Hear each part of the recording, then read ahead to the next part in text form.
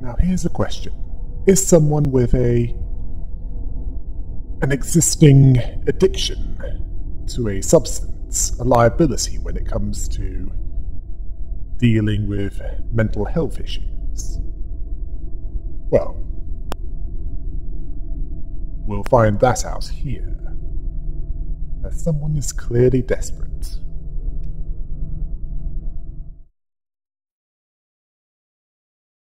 When it was time for Chesed to give his report on social sciences of the city, we were apparently picking up towards the end of that report, where we catch Chesed, Angela, and Roland mid-conversation, where Chesed asked Angela if it was necessary to be indiscriminate with the death of the guests coming into the library just to collect more books. He believed that the power of the library as it was could easily... And then Angela interrupted him by saying that refined books needed heightened emotions from the guests. A battle of life and death with something on the line was needed for this. Yeah, that's more or less how gambling works, especially on vulnerable individuals. Although usually it doesn't cost the one gambling their life. Chesed found that bitterly amusing, not understanding Angela's reasoning. Angela asked Roland what he thought that all people considered precious. His answer was their lives, which, according to Angela, was needed to do pretty much everything. Last I checked, there aren't any undead in that world. Well, they're picking out people for books at the cost of their lives, and Chesed questioned the necessity of this. Angela guessed that he was referring to what he did in Lobotomy Corporation. Oh yes, I was wondering when you were going to mention this. Chesed could never forget that. They were capable of saving employees, yet he drove employees to death, just to increase power generation. Something which Angela encouraged by deliberately letting a containment unit door open to release an abnormality so that it could kill employees. Upon being told this, Angela told him that it was part of the script, which was intended to provoke his so caring and delicate heart. Yeah, she was mocking him. Well, she was simply following the script. That, along with the others, was needed to make the seed of light. She considered Ayan to be the one to blame for that. Well, she's not wrong. For his and the other Sephiroth's pain, in order to complete the seed of light and the energy required for this, Angela was certainly not off by much if she was when she said that Ayan was responsible for that. Then again, if there was another way of completing the seed of light and finishing what Carmen started, a way that didn't involve that, he'd take that instead. And let's remind ourselves that even he wasn't exempt from the cycles. Chesed agreed that while that was true, it was then he asked a question that would have penetrated Angela's synthetic hide at the start of this, with his question's armor-piercing properties. And that question is, what's their excuse now? Angela reasoned that it wasn't the same as back then. That excuse is starting to become more. She had the rationale that while individual choice meant nothing in Elcor, the library was where the guests are told the risks and take all the responsibility of their failure. Have you forgotten what Roland said about invisible strings with urban nightmares onwards? She could only feel disgust when talking about the past with them. Why was that? Was it because it reminded you of something that you'd rather forget, and not the memory of all 10,000 years of the cycles, which was 1,000,000 years from her perspective? Or perhaps it might invite questions that leads to answers that, well, might conflict with your beliefs.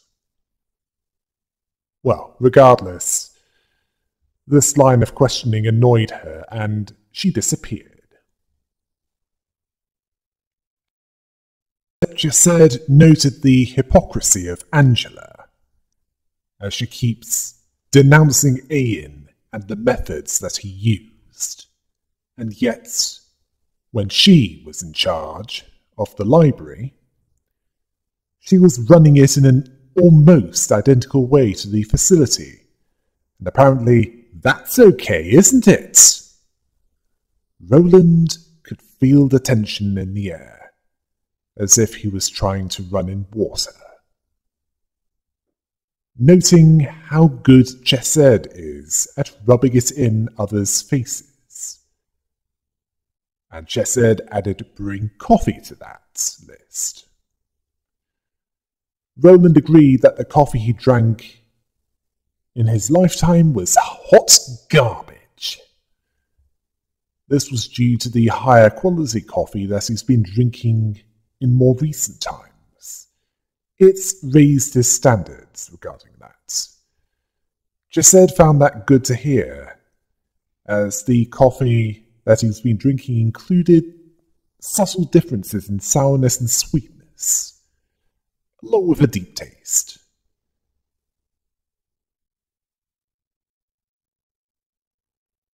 He also added that it allowed Roland to savour the taste due to knowing more about it.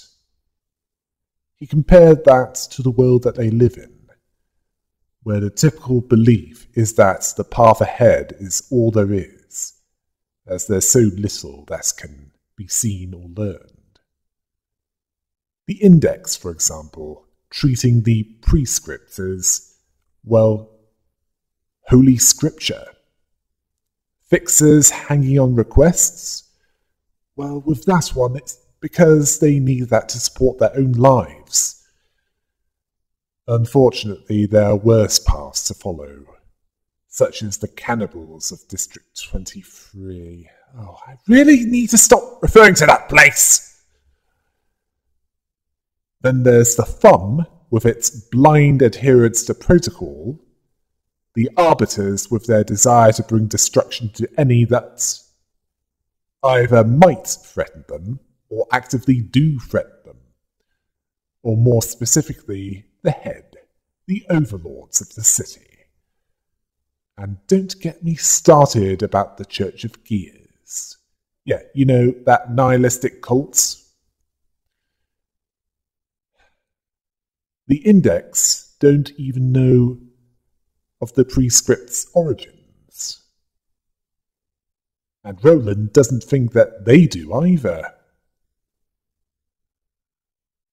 The theme that ties this together is that they all follow orders without even knowing the source of them. They don't even need to know the reason for these orders, or even want to, seeing that as having a bitter aftertaste, much like the coffee that is typically drank in the back streets. lights. Roland can't see that as being helped. Extreme methods like the Index uses, they're basically how the city operates. Grand instructions coming out of thin air. Not even their values can be confidently said to be their own. Chesed asked if he's fine with the city staying that way forever. Roland didn't see it as mattering about being okay about it. It's simple survival. It's how things are, and they've got to live in it. Somehow. Yeah, that's the problem if even you don't know how to deal with it. They can't deal with the streams created from all those up people interacting with each other. Chesed can only feel sorrow looking at the stories going on in the city, along with remembering his previous 2 lives, along with what he's done so far in his 3rd. Chesed was a part of what intended to change the city, as he didn't want to witness any more of what he did witness.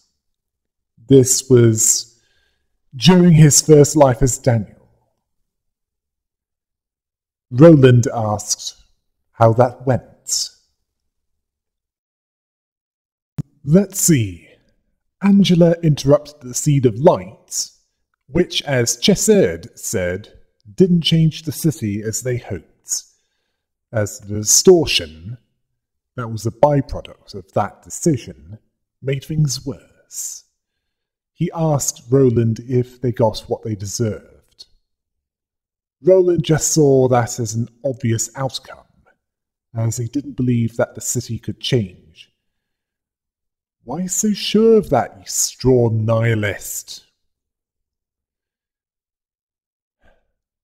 Yeah, except for the straw nihilist part, that's what Chesed asked Roland. He replied that even if they learned why all the pain was perpetuated in the city, part of that likely involved maintaining control and letting any resistance to the rule of the wings, and especially the head, destroy itself. Well, Roland doesn't even consider this, as if everyone that wanted to know why the city was a blood-soaked insanity-filled hellhole, or indeed anyone wanted to know that, the syndicates wouldn't be able to slaughter people just because they didn't pay their protection money on time. Nor would the fixers die just to fulfill their contracts. Along with no feathers, as in employees of the wings, would be treated like office stationery by their employers. Knowing why would actually change things. Roland, the right direction should be clear, yet you don't seem to see it, even though they can't know that you are thinking of such things inside the library. He doesn't even consider knowing even that as what would make it possible to change things, as it's too big a problem for individuals to do anything about it. Chesed wasn't expecting change to occur overnight, and Roland then asked what he knew about it, to make him think that he could talk like it's so easy. He frustratedly told him everyone just puts up with that and there's no other alternative. Chesed understood that Roland was just making a similar excuse to Angela, just as she was doing things in an almost identical way to her father, Ian, while believing otherwise to distance herself from any accountability. Roland was running away from even considering the possibility of anything being different. And much like Angela, with what she was running away from, Roland denied this. Chesed believed otherwise. He could see that they were both lying to themselves, believing that it couldn't be helped, and that there's nothing that they could do about it. Well, it's shown that a few of the originally human patron librarians see what Angela, with her 1 million years of experience, deliberately tries not to notice.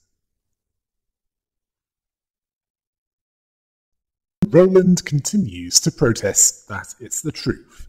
It's the city. There's no other option.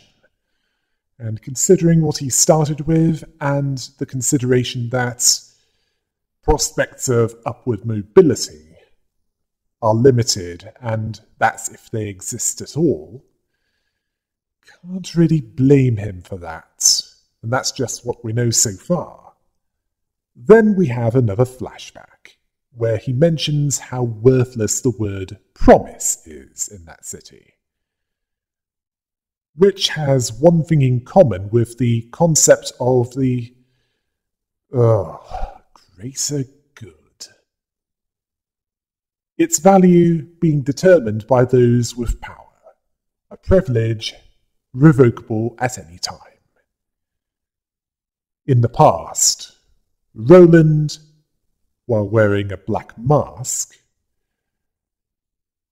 a featureless one at that, was meeting up with a fixer, who was begging him to pretend that they never met. Apparently this was about a contract, and he spoke of the damage that would happen to a fixer's reputation. Certainly one of his caliber, if that contract was broken. Yeah, they're treated as sacred, so breaking one of them is not something to do lightly. As for a fixer like Roland, it's considered a death sentence. Well, as close to being dead without actually being dead. Now, what did this fixer mean by that? Well, Roland told him to read it again. And apparently, according to this fixer, it involved a filthy trick with words, that it was about smuggling enkephalin. Yeah, as in the substance used as a power source, which used to be produced by Elcor. It was also why Roland was there in the first place. It turns out that this fixer was unaware of these rather cleverly hidden terms within the contracts.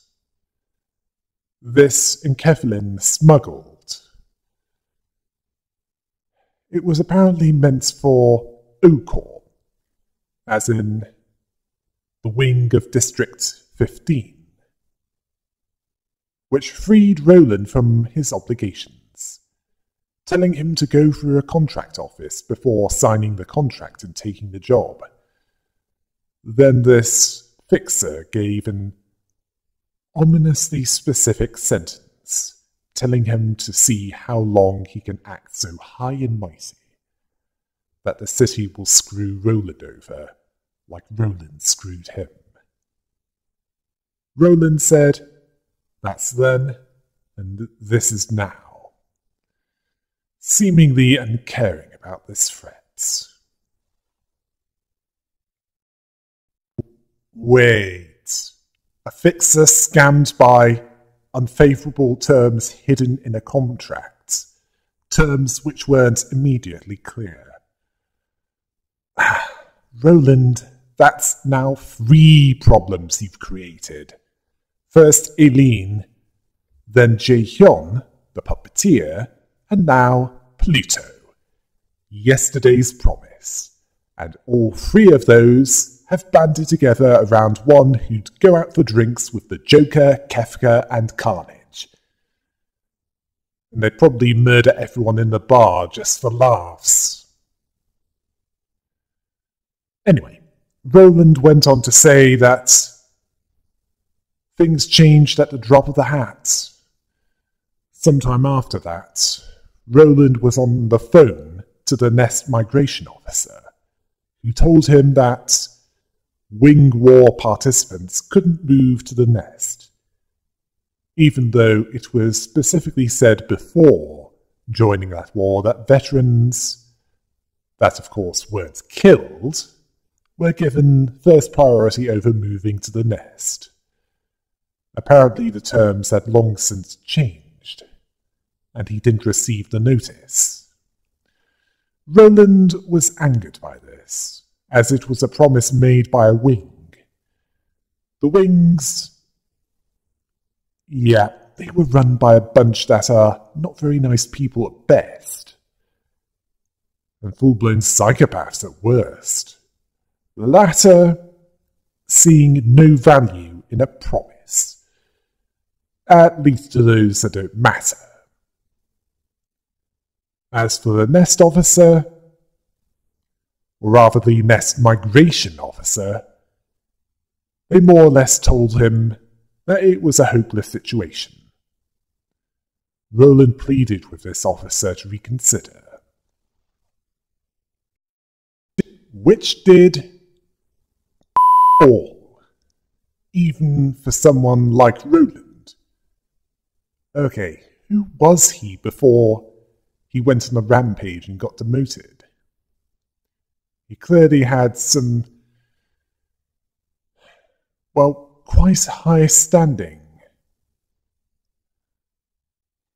As for why he was denied a place in a Nest, apparently this was due to an agreement involving tremendous amounts of money. And if Roland and who knows how many others were screwed over, who gives a... Yeah. Especially in that society, it all comes down to money. Roland shouted angrily, asking what the others died for. Apparently, I and K-Corp were involved in this agreement. He threatened to make any wing regret reaching out for his help, if they decided to do so. This Nest migration officer in reply asked if he received payment for services rendered. He then advised him to consult a contract office before signing deals, much like Roland advised Pluto, asking if he already knew of those precautions. Roland then told that officer to go himself. That officer was surprisingly diplomatic and declined politely, and told him to have a nice day. As if he could have a nice day after that! Okay, anyone suspecting that Pluto might have pulled some strings, called in a few favours to make sure that Roland was denied a place in the Nest? Well, the timing was awfully suspicious, wasn't it? Regardless of whether or not Pluto had a part in this before he distorted, karma, or, if you want to put it another way, the consequences of his actions, they caught up with him. Sucks to be Roland, doesn't it? Sometime after this unpleasantness, Roland told his wife about what happened, stating that they changed their words out of nowhere. More likely they never intended to fulfill their side of the bargain, not thinking that many of them would come out of it alive. His wife saw the back streets of District 9, the streets of music, as safe, romantic even, despite not being in a nest. That's largely because you're married to a fixer that's revealing himself to be more than he appears. This was of small comfort for Roland, as they weren't able to get into a nest. And surprisingly, his wife never wanted to move to a nest, based on the dirty deeds going on within them, at the request of the wings. Although Roland argued that they'd not have to worry about their lives just walking around in a nest. Well, at least until the wing falls. Well, regardless, this is due to life being more valuable there than in the back streets.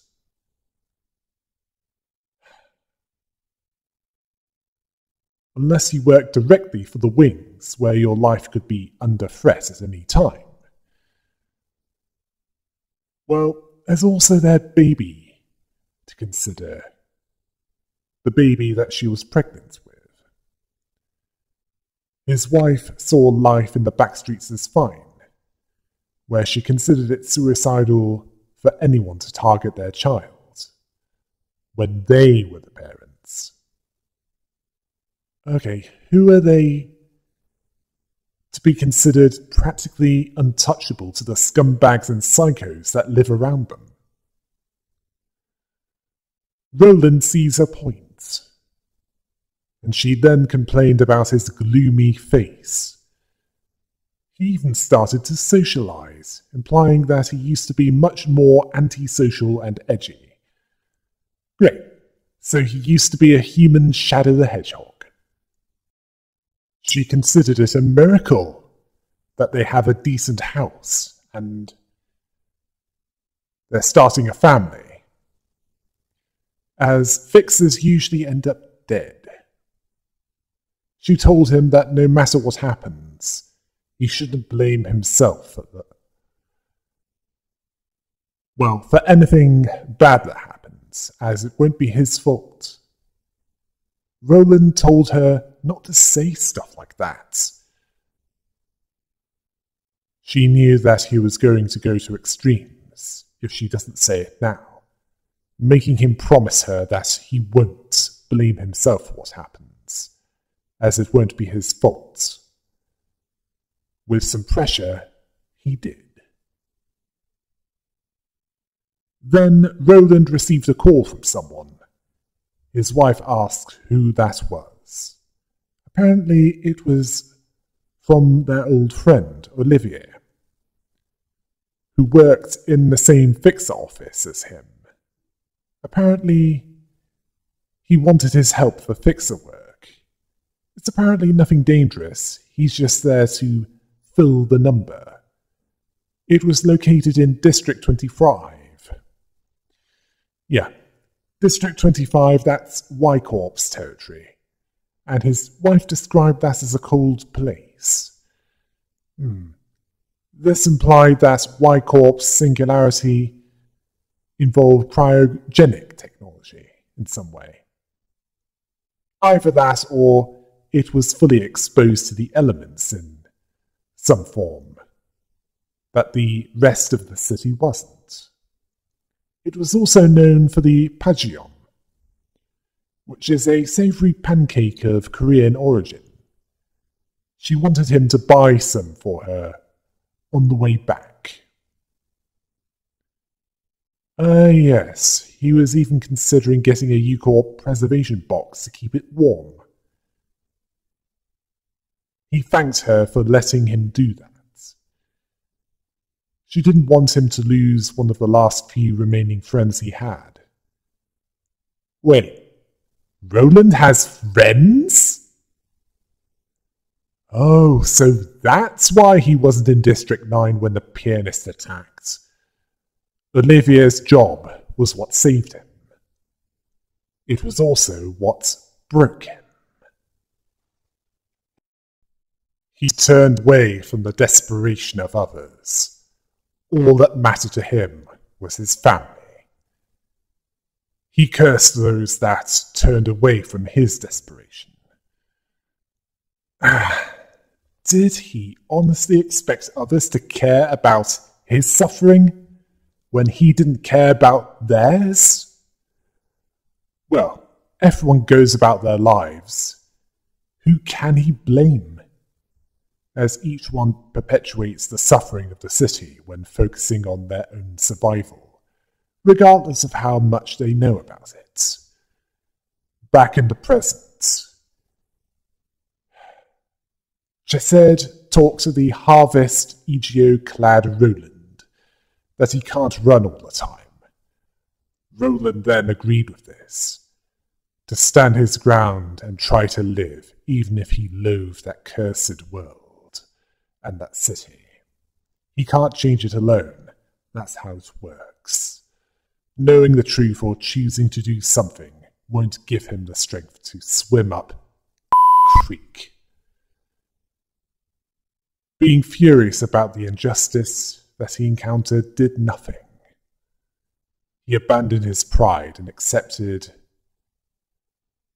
things as they were for simple survival, repeating that the city won't change as long as humans exist. Hurting others is a part of everyone's life. Survival comes with the sense of shame, covered in scabs and calluses, and not just the physical kind. Yeah. And then we have another, less obvious candidate for being in charge of delivering group therapy. The elite coffee addicts. It's time to deal with this twisted take on the Wizard of Oz. If you're expecting singing, family-friendly content, or even something uplifting, you're watching the wrong or rather listening to it, as you're clearly not paying attention to the twisted take part of it. I mean, there was even an edgy version of Little Red Riding Hood earlier, so why would you think this would be much better? Both Chesed/Daniel and Roland had dreams of a happy life. Daniel with his part in the cure for the disease of the mind, Roland with his desire to settle down and have a family. Both were destroyed inside by the despair of their situations and the deceit that came with it. In Daniel's case, it was his hope that by agreeing to the demands of Garion, arbiter of the head, which was releasing the abnormalities, he might be able to save lives if he got to them before they did. In Roland's case, he wanted to protect his family by holding the city to their oath to let veterans of the Smoke War into the nest. Both of them were over. Both hid their pain with a casual personality. While Chesed was able to get over it, Roland hid his ill feelings towards the city, specifically any that was responsible for his loss and his pain, real or imagined. Angela had quite a significant impact with both. Chesed with that incident with the welfare team that was apparently part of the script, and Roland being her lapdog after he entered the library, uninvited. As for the abnormalities as a whole, Chesed's all represent how Roland manipulated others, which led to his bad karma, or the consequences of his actions potentially catching up with him, where his professionalism, his desire for a family, and trust, that last one is such a fickle thing in the end.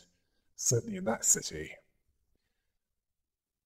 All of that was made into a weapon to stab him in a number of areas, not just the back. At the start of this battle, Roland wielded Harvest, the EGO of the Scarecrow searching for wisdom. This one represented his desire for understanding, how the city could screw him over. Why would they not deliver on what was offered? Well, regardless of whether or not Salvador was already a Nest resident, it's possible that the offer was there, but they never intended to They never intended to fulfill their side of the bargain. The scarecrows that he was with, they weren't as powerful as him, but the librarian shouldn't ignore them. While he was wielding this one, during a battle that worked like it did with the Scarecrow searching for wisdom, he questioned if things would have changed if he fought things through more calmly.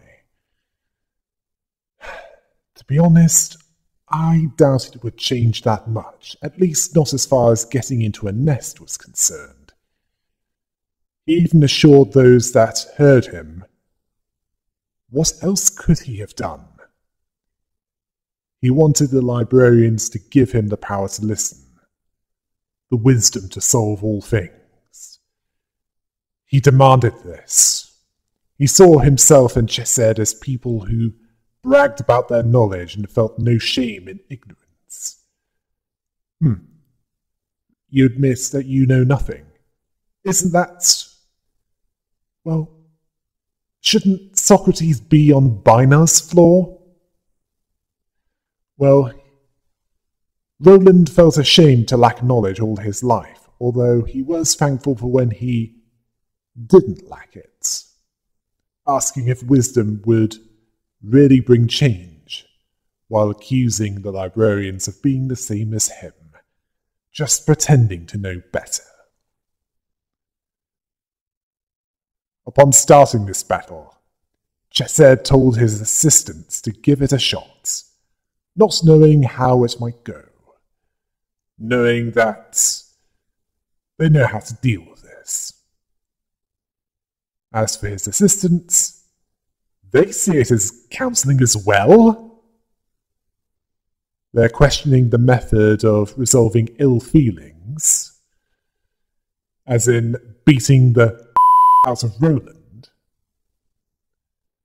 Now, I have a friend who, if given that opportunity, would probably think that divine intervention had called off the strike.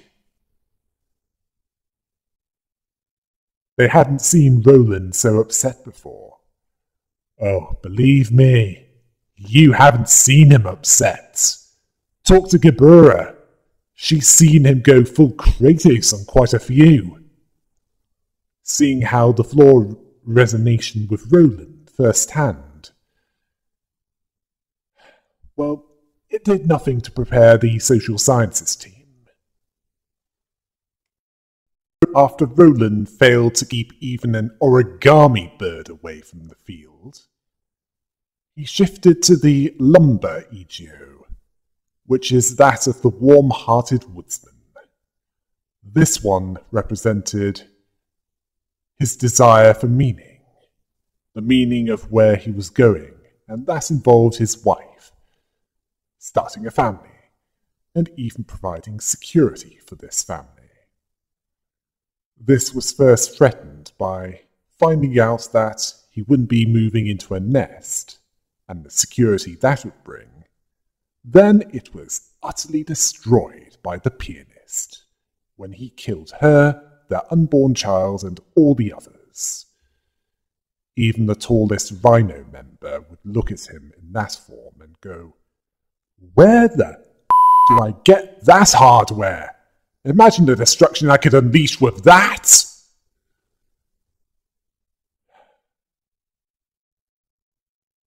While in that form, he told everyone that he didn't want to feel overwhelming emptiness and loneliness. The grief was real. He needed that filled, looking for that which substituted the warmth lost. But it was never enough. He still felt cold, seeing others as cold, telling them not to tell him that they understand everything. He wanted what was taken from him to be returned. And no matter how many trees in the forest he kills, it never thins. Well, substitute one for the other and you'll probably get what that means. Well, Chesed saw that the forest will never go away.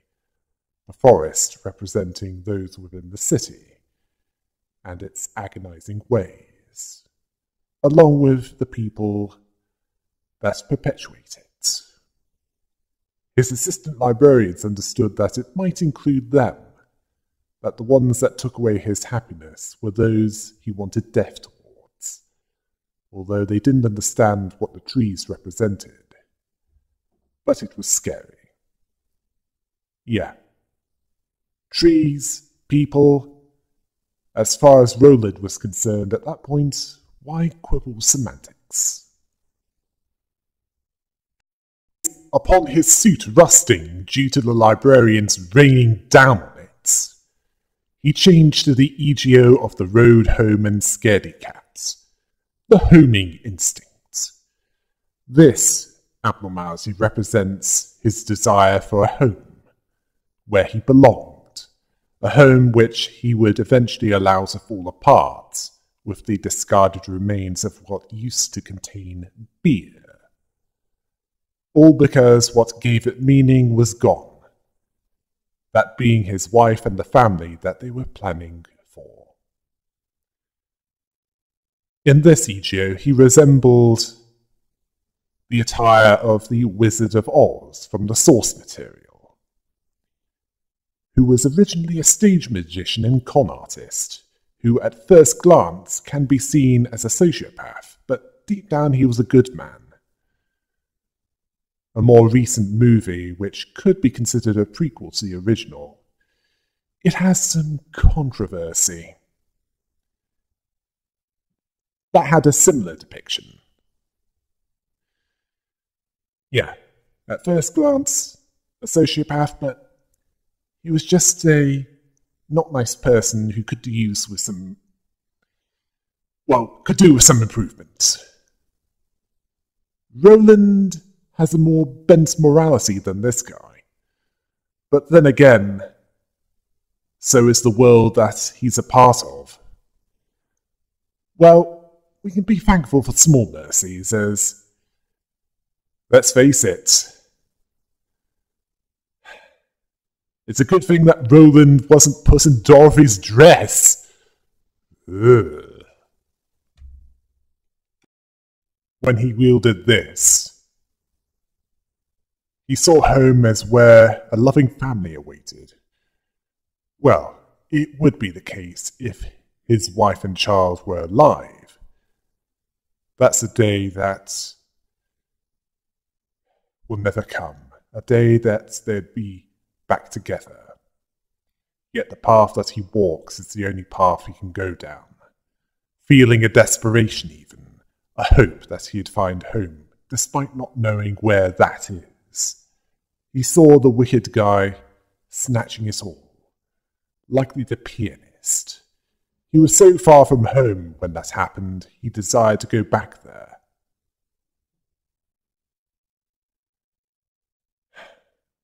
Once defeating him.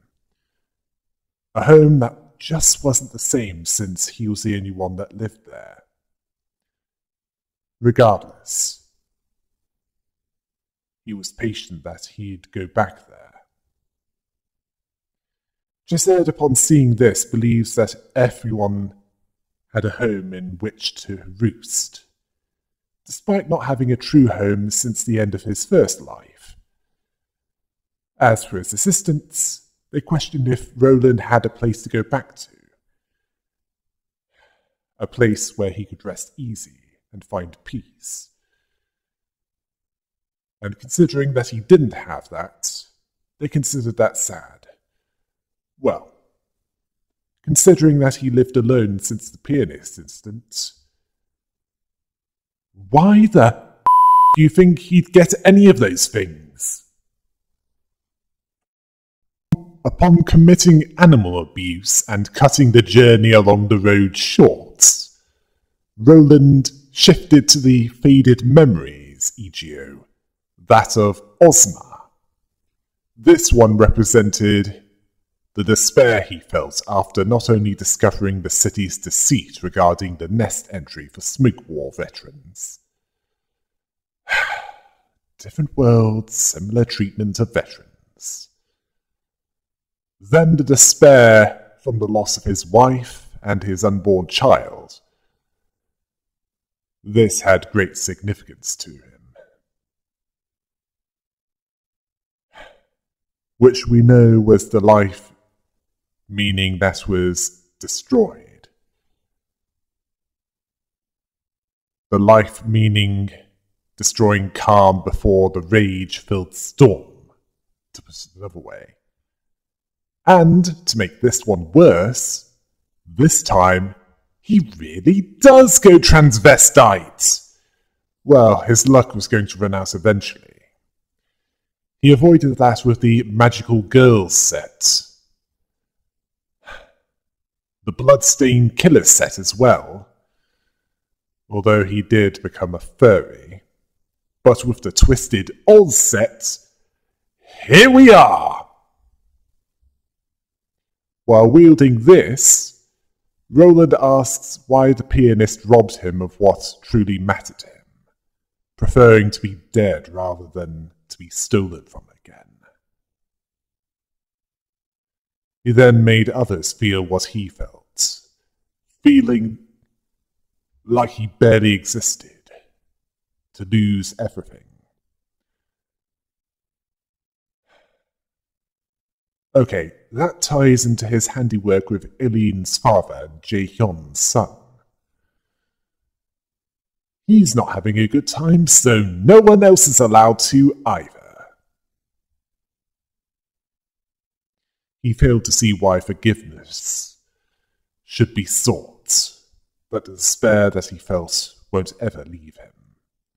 He doesn't even feel that he has much left.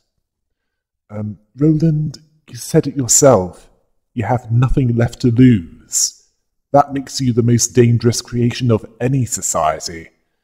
Never mind one so brutal and grimdark as the city. Yeah, James Baldwin said it himself. Well, better than anything I can think of.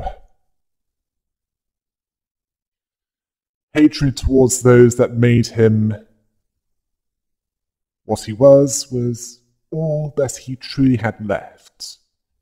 He had nothing material of worth that mattered to him, desiring only vengeance, not desiring pity. At this point, Chesed saw it as more important that Roland come to a realization on his own, rather than them bothering themselves about this. As Roland is not going to be reasoned with in that state, that much is certain. As for his assistants, they don't pretend to understand Roland, and don't try to pity him. Recognizing his EGO, which looked different to when they thought Ozma the source of it. But after Roland was thankfully defrocked, he shifted to the false throne EGO, last of the adult who tells lies. This one represented the lies told to him that led to what mattered to him being stolen from him by the city. He risked his life during the Smoke War with the promise of entry into a nest, only to be given lies by the city when he was told that he wouldn't be going in, Then the lives of his wife and unborn child were stolen from him by the pianist. Okay, let's go over the twisted version of The Wizard of Oz, based on what's known so far and with a little speculation. Dorothy likely arrived in Munchkinland, accompanied by Toto, and likely received a hostile reception from the Munchkins, who probably bashed her dog to death with giant lollipops. And she was probably saved from them by the Good Witch of the North, who directed her to the wizard. On the way, she found the Scarecrow, the Tin Man, the Scaredy Cat, which turned into a manticore around them, and then Ozma, who had her own score to settle. They then met up with the Wicked Wizard within the Emerald City, who gave them items, telling them that they were given what each wanted. Wait. So Ozma wanted to be alone with her animated pumpkins, the Scarecrow, a pebble believing it to be wisdom, the Tin Man, a lead heart. No wonder the Tin Man went Aztec on the Wicked Wizard. The others probably joined in with the bringing him a slow and agonizing death. In case it isn't obvious, the adult who tells lies is a mix of the Wizard of Oz and the Wicked Witch of the West. So I doubt that throwing liquid at this one will do anything. While in this form, he saw evident truth as deceptive, he also believed that he was the adult who told lies, revealing to the Scarecrow that the wisdom to ponder over anything wouldn't stop him from jabbering away, where the Tin Man, that was given a heart to forgive and love, could do neither. The Cowardly Kitten, so not even fully grown, that one, was given the courage to stand up to, well, anything and everything, yet it still lacked bravery. To Dorothy, he gave her the road to send her home, which was somewhere that she had nowhere to go back to. I'm guessing that home life was either broken or the farm was destroyed by the tornado that brought her to that version of Oz. When turning his attention to Ozma, he told her that he gave her what she wanted and he wouldn't let go of what he saw of as his.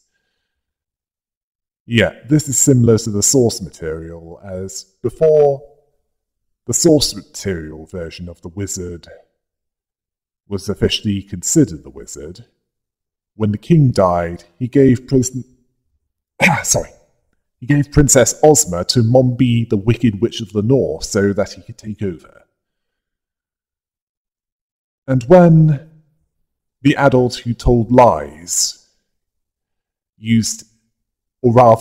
prepared his final mass attack, he desired to cast a spell to make everyone happy. The social sciences team was healed at the start of this, but even so, they were getting wary. Chesed knew that he'd realize it in time, as they did, or would.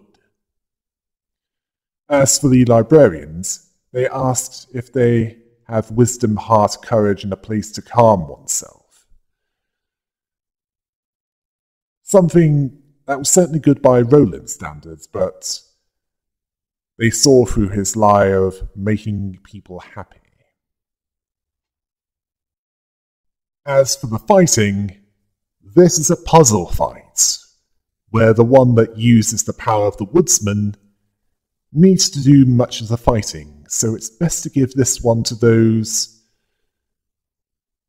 with a good loadout, as the others will have not as much light to fight back with, while this one has all of theirs.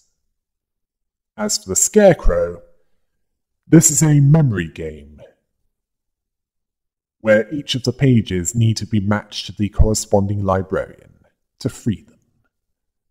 The one with the scaredy cat needs to be the one that intercepts the minions of the adult who tells lies, as the others will be severely weak during this. The road home needs to do what they can to keep everyone alive. And finally, the wielder of Ozma needs to protect the others, and then finally be the one to take down Roland wielding this EGO by countering his impossible to deal with otherwise mass attack. How, you may ask? Well, the wielder of Ozma's power turns him into a pumpkin.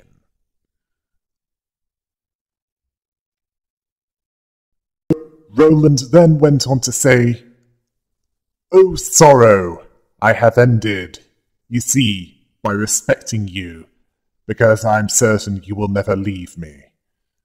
Oh, that same poem that Bynard quoted earlier. Had she met Roland before or read intel about him? Well, after Chesed gave Roland a social detox, he admitted that there was a time when he just dismisses shame and run from it, making lies that even the most shameless narcissist would consider unconvincing, just to provide some false comfort to himself. But unfortunately, he could never escape from the stigma that he branded on himself. Another way of putting it is from Atlas Shrugged by Ayn Rand, as in the partial template of Bioshock. One who lies to the world is that world's slave from now on.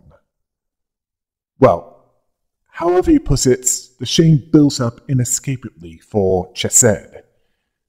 Yet Roland didn't attribute the suffering of others to himself. He spoke his usual justification. That's that and this is this. As some things can't be helped. Chesed reasoned that if they were, and there are more things inevitable in the future, they can't change things right away. There's no shame even then. Knowing shame can change many things. Roland didn't think so, as there's no strength to get things done. At least as far as he's concerned.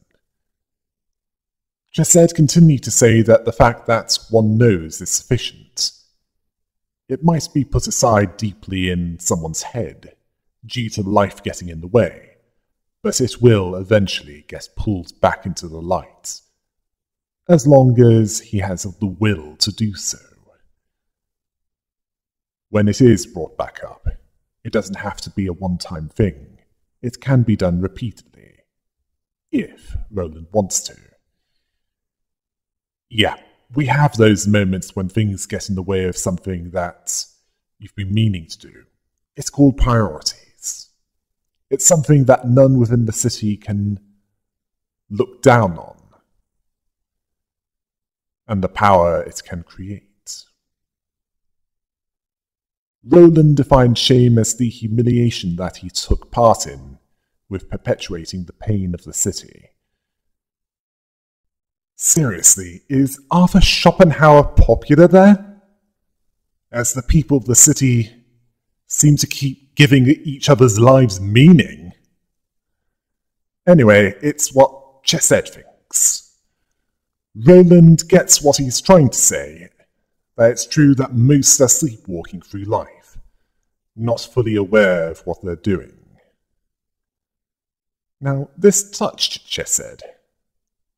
Roland then thanked him for the coffee before leaving for other tasks. Now this one revealed something interesting. That Pluto was another of Roland's handiwork. That when he distorted, he screwed over others, as Roland screwed him over. So this is going beyond simple vengeance against him. as he's becoming something worse than Roland could ever be, if not already becoming so. Although we can't ignore that the beginnings of yesterday's promise started with Roland, we also can't ignore that this rejected Toby Fox character with elements of Mephisto.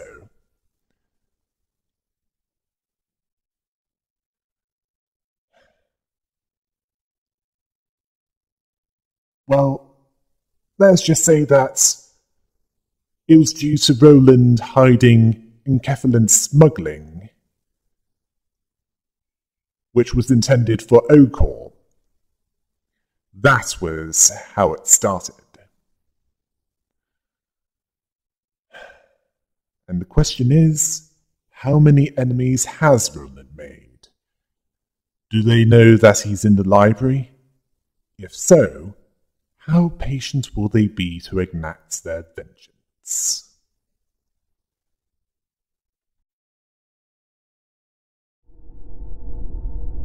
Another flaw realization done, but there's still a few things to do before the Star of the City section is done. And not just what's coming next. Until next time. Hail the rabbit!